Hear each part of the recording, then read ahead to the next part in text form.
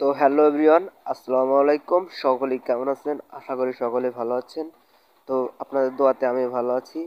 তো ভিউয়ার, আমার আবার নতুন ভিডিওতে আপনাকে স্বাগতম।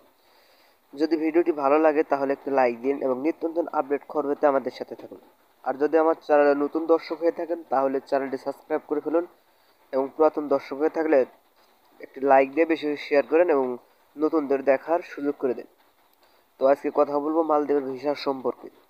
মালদ্বীপের বর্তমানে চায়না ভিসাগুলো ছেড়ে দিয়েছে, চালু করে দিয়েছে।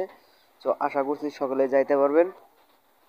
এজেন্সির সাথে কথা বলেন, এজেন্সির সাথে কথা বলে টাকা পয়সা বা পাসপোর্ট জমা দেন, দেখেন কি বলে।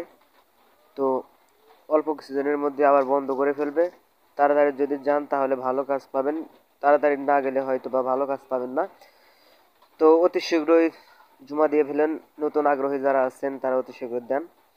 তো আশা করছি সকলে বুঝতে পারছেন। যদি ভালো লাগে একটা লাইক দিন, আপডেট খবর পেতে আমাদের সাথে থাকুন। আসসালামু আলাইকুম।